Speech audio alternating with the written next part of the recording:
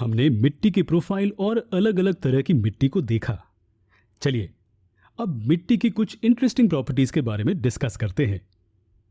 यहां हम 3 major properties को देखेंगे, जो कि है मिट्टी द्वारा पानी का एब्जॉर्प्शन, यानी कि कितना पानी वो सोख लेती है। दूसरा है उसमें पानी का पर्कोलेशन, यानी कि कितना पानी वो अपने पार जाने देती है।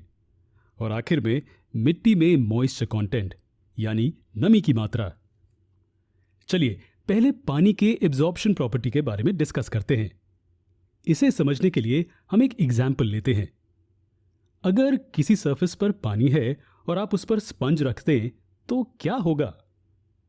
पानी गायब हो जाएगा। लेकिन वास्तव में पानी कहाँ जाता है? पानी स्पंज द्वारा अब्जॉर्ब हो जाता है, यानी कि स्पंज पानी को उसके अंदर जाकर उसके पार्टिकल्स के बीच में रहने देता है। पानी के एब्जॉर्प्शन का यही मतलब होता है। तो क्या जब पानी मिट्टी में डाला जाता है तो ऐसा ही होता है? जी हाँ, मिट्टी भी पानी को एब्जॉर्ब करने में सक्षम होती है। हालांकि एब्जॉर्ब हुए पानी की मात्रा एक प्रकार की मिट्टी से दूसरे में अलग होती है। ऐसा फर्क क्यों होता है? हमें कारण पता है। मिट्टी के पार्टिकल्स के बीच की जगह हर प्रकार में अलग होती है। अगर हम सैंडी सॉइल लेते हैं तो इसके पार्टिकल्स के बीच की जगह बहुत ज्यादा होती है। इसी तरह अगर हम क्ले लेते हैं तो इसके पार्टिकल्स के बीच बहुत कम जगह होती है। इन फैक्ट से हमें पता चलता है कि सैंडी सॉइल बहुत ज्यादा पानी नहीं पकड़ सकती है। इस प्रकार की मिट्टी द्वारा बहुत कम मात्रा में पानी लिया जाता है, क्योंकि इसमें से ज्यादातर पानी ड्रेन ऑफ, यानी कि निकल जाता है। इसके बिल्कुल विपरीत क्ले का केस है। क्योंकि पार्टिकल्स बहुत छोटे होते हैं, इसलिए वे पानी के मॉलिक्यूल्स को अंदर जाने और उनके बीच की जगह में रहने देते हैं। यही कारण है कि क्ले पानी को एब्जॉर्ब करता है और इसे लंबे समय तक बरकरार रखता है। इससे हमें यह पता चलता है कि अलग अलग तरह की मिट्टी अलग अलग मात्रा में पानी को एब्जॉर्ब करती है। तो क्या मिट्टी से पानी के एब्जॉर्प्शन को कैलकुलेट करने का कोई तरीका है? जी बिल्कुल है। चलिए सबसे पहले इसके लिए असेंबली जमा करते हैं।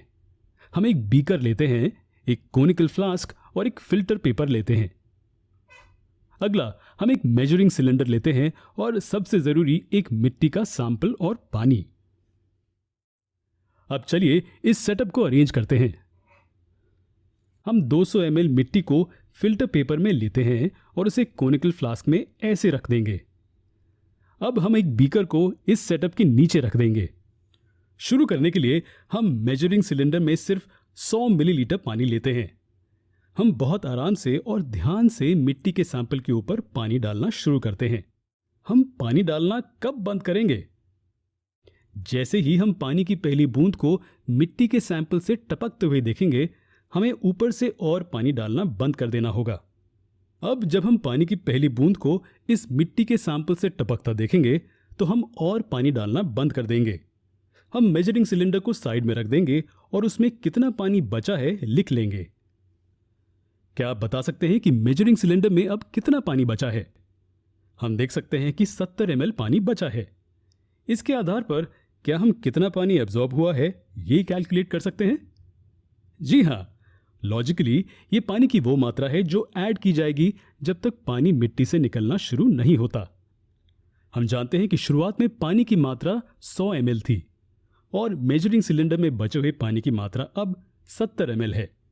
इसका मतलब कि इस केस में हम 70 को 100 से सब्ट्रैक्ट करेंगे, जो कि 30 ml होता है। तो ये मिट्टी के सैंपल ने 30 ml पानी को एब्जॉर्ब किया है। और अगर हमें एब्जॉर्ब हुए पानी की परसेंटेज कैलकुलेट करनी हो तो इसके लिए भी एक सरल सा फॉर्मूला है। फॉर्मूला है एब्जॉर्ब किया गया पानी डिवाइडेड बाय मिट्टी का वजन इनटू 100। तो यहां हमें 30/200 टाइम्स 100 मिलता है, जो कि हमें 15% देता है। हम कह सकते हैं कि मिट्टी ने लगभग 15% पानी एब्जॉर्ब किया है जो उसमें डाला गया था। तो ये था मिट्टी द्वारा पानी के एब्जॉर्प्शन के बारे में।